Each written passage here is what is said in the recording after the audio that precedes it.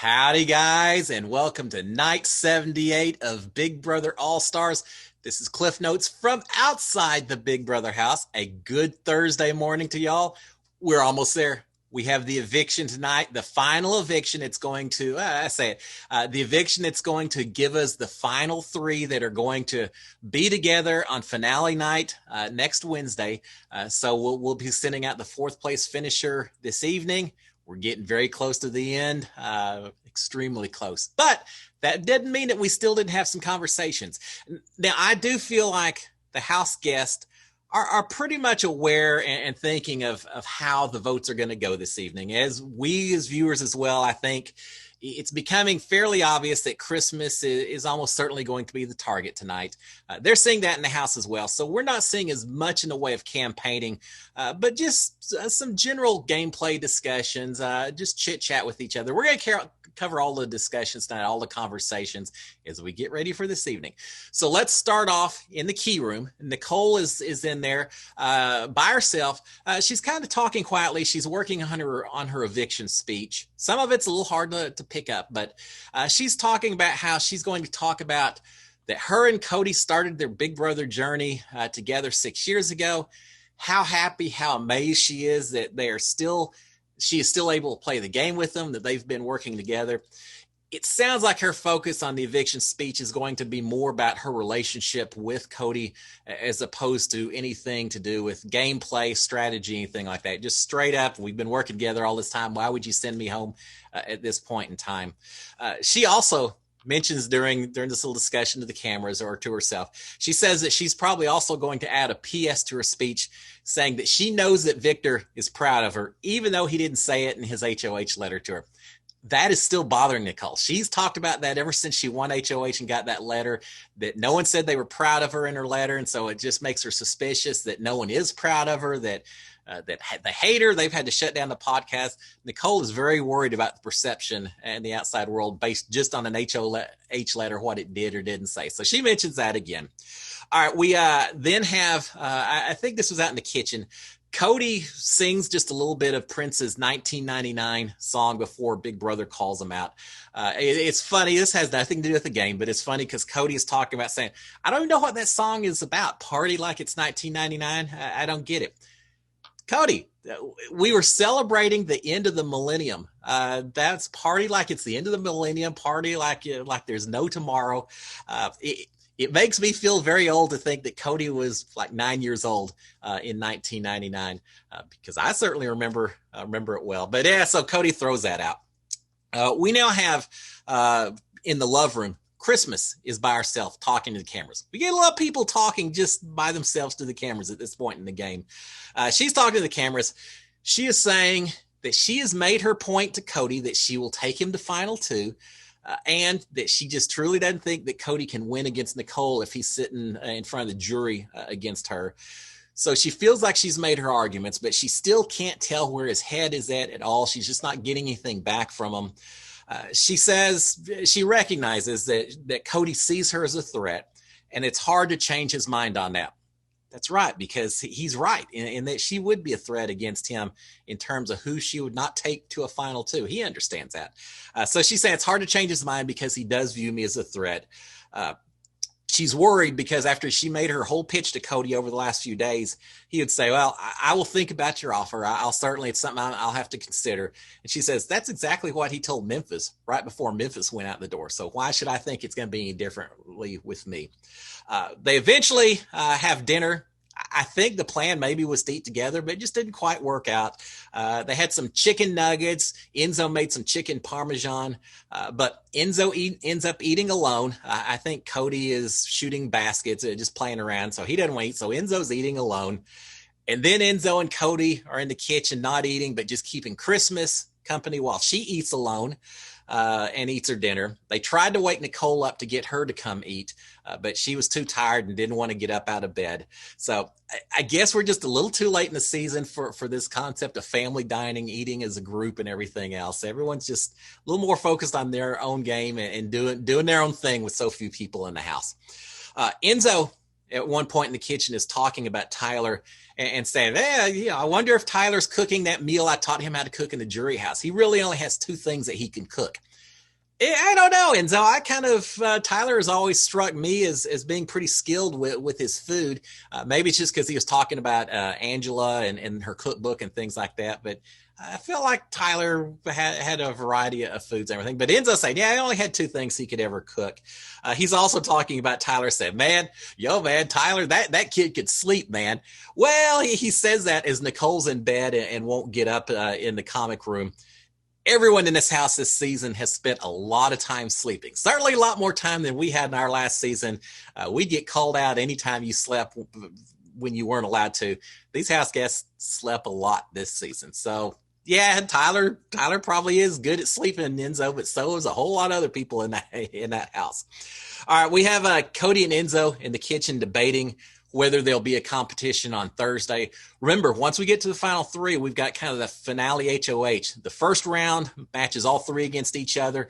The winner steps aside. The 2 that are left then go head-to-head. In the second round of the competition, the winner of that one then takes on the winner of the first round of the competition, and the winner of that then decides who they want to take to the absolute final 2. So it seems, in my opinion, that we very well could get in the first round of that HOH competition, the 3 house guests that are left going against each other this evening. But I'm not sure that always happens, so we'll have to see. We do have a special CBS episode tomorrow night, a special Friday night episode, so it could show a competition as well there, but I also expect it'll be the house guests reminiscing about their time in the house this season, things like that we always get. So at this point, they're now in the bathroom. This is Cody and Enzo. They're now in the bathroom. They're talking about Davon and her game and some of the things that made them a little suspicious of her that they didn't necessarily like as much. Cody's saying that he didn't really like the fact that Davon wanted him to kind of spill his own whole gameplay to her when it was obvious that she was probably heading out the door, and if he wanted her jury vote and things like that. So they're just kind of talking about some of the things that they felt maybe weren't her, maybe were missteps a little bit from Davon. And they talk about, I think, some other house guests as well. So just going over the season a little bit with each other. Cody at this point in time is putting on a cooking with Cody for the cameras. He tells the camera, say, all right, I'm doing cooking with Cody, so y'all focus on me, as he prepares his lentil soup. And of course, just as he gets towards the end, he gets called to the diary room and we lose the feed. Yeah, drove me crazy. So we don't get to see the end of him cooking his lentil soup, but eventually he comes back. The food's still there, and he finishes up teaching us how to prepare his lentil soup. And I say his. I think Kazar is the one that actually introduced it to the house. But cooking with Cody, a new episode towards the end of the season. Nicole at this point is packing her suitcase. Apparently Christmas has already done so. With all the extra costumes and stuff that we get through the season, Nicole's saying it's a little hard to pack everything up. Christmas is saying, just put your extra stuff in a trash bag and take that out as well. That's what I did as well. Now, y'all know, just a little FYI, we walk out the door when we're evicted with our Big Brother bag, but we also do have our suitcase packed, which is magically transported out of the storage room. And so we get it later. And so I did the same thing. I put little extras in a trash bag, tied it onto the handle so I didn't leave anything behind in the house. Nicole, after this, is spending plenty of time in the bathroom planning her hairstyle, her makeup look, everything that she's going to do for the live eviction episode this evening. So she's trying to get ready for that. She's already worked on her speech. Now she's working to make sure she looks the way she wants to look. Cody comes out of the diary room a little bit later, and he's acting like he's crying when he sees Nicole. Apparently, they're filming the goodbye messages for tomorrow. So everyone will film a goodbye message to Nicole and one to Christmas. Obviously, the 2 on the block will record only for the other person. Just a little FYI on that for those of you who aren't aware. When we film these goodbye messages, it is 100% up to us. We don't go in with any kind of scripts, suggestions, or anything. You basically sit down, the diary room says, who do you want to start with? Pick who you want to start with. Talk as long as you want. Say whatever you want. Tell us when you're comfortable with it. Once you finish, then you move on to the other person and do it again. So it is completely up to you. So when you see these goodbye messages, it is straight from the person, from their heart, from their strategy, however they're deciding to play the game with these goodbye messages. After that, we're in the HOH room. Enzo and Christmas are playing chess. Christmas is saying, Enzo, I have no idea where Cody's head is at. I've tried everything. I have to just be comfortable that I've tried everything at this point in time. Enzo says, hey, I tried to get Cody to save you Christmas. And he did. He didn't push super hard, but he certainly has thrown that out there to Cody. He says, I tried to do everything I could to save you Christmas, but Cody is closer to Nicole. And I really think that you're going home Christmas. I just don't see it not going that direction. He says the other thing, too, is that Cody knows that you and I, Christmas, are tight. And Cody doesn't want to go to a final three with the two of us and himself because he's worried he'd be the odd man out. So I just don't see it happening Christmas. Enzo's playing straight with Christmas, and I think that's necessary and a good idea at this point in time. Enzo's playing a great social game. We can question some of his strategic moves, not making big moves, things like that, but he's still here, right? But I think social game, he's doing pretty well. Enzo at this point in time notices that Cody and Nicole are playing backgammon downstairs, and he's laughing and he's saying, so they're downstairs playing backgammon and talking about the two of us up here while we're sitting up here playing chess, and we're talking about them downstairs. Looking at these two duos is why I think Enzo has really played himself into a third place position. I know he thinks that maybe he still has this final two with Cody and all that, but the reality is just based on how people are interacting with each other and such. I just think that Cody and Nicole are a little bit tighter, and we're going to see Nicole going forward with Cody if either one of them wins that final two competition in the HOH, leaving Enzo behind in third place. Perhaps I'm wrong. There's a part of me kind of hopes I am, but I see that happening. Eventually, Nicole and Cody are eating his lentil soup in the kitchen. I think Cody complains that he's burned his tongue because it was a little too hot when he tried it. Cody is then talking a little bit about the past this season earlier. He's saying that in week 1, he would have put up Keisha and Kazar if it wasn't for Kazar winning the safety sweep.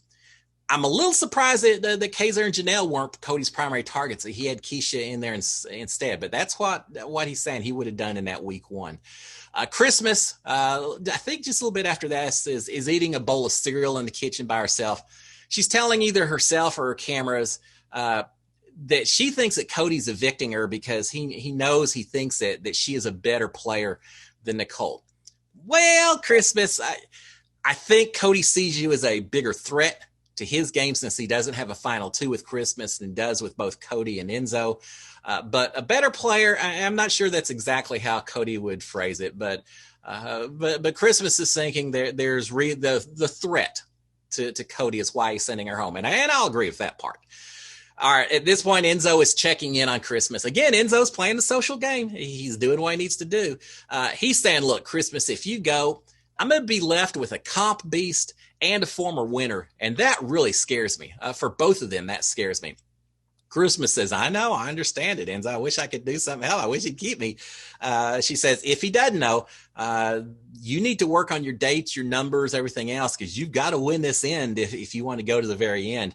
And she says, just know that you'll have my support in the jury. I'll be supporting you. I'll be trying to do what I can.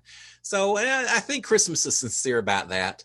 So Enzo will have support. I'm just not sure he's going to make it to the jury where it's going to make a difference anyway. At this point, we have Enzo immediately after he checks in on Christmas. As he walks out the door, Christmas is ready for bed. She asks the lights to be turned off. Enzo immediately heads out the door, goes into the bathroom where he finds Cody, fills Cody in on the conversation he just had with Christmas. They end up heading upstairs at this point in time. And yeah, it's kind of before we go forward. Christmas, she asked the lights to be off in the key room. She goes to bed. She knows this is probably her last night in the HOH room. It's kind of a very weird feeling. I went through it as well. There's a little bit of relief that you're finishing up your journey, but you also hate you've gotten so used to the house to lose it is a little difficult as well. So her most likely final night in the house. Cody and Enzo are playing chess upstairs while Nicole just rests on the HOH couch up there. There's zero game talk. They eventually start talking about the reality show Survivor, making fire on the show, the fact that they get more money than Big Brother winners. Just a lot of conversation about other reality. At this point in time, everyone pretty much goes their own ways. They're ready to shut down, call it a night. Enzo starts moving everything out of the photo room, out of the HOH room down to the photo room because he's going to lose it in the morning. He still spends the night up there. He walks around. He's listening to some music and such. But at this point in time, all the lights turn off. They call it an evening. They're ready for potential competitions tomorrow, and they're certainly ready for the eviction vote. So there you have it, guys. By 24 hours from now, we're going to know who the final three are. We may know who's won the first round of the HOH competitions as well. So it's going to be exciting 24 hours. Guys, y'all have a fantastic Thursday. Don't forget the episode tonight. Hey, I'm taking over Big Brother Instagram, so that's going to be fun. Y'all have a great one. SKD143. Cheers, guys. Bye.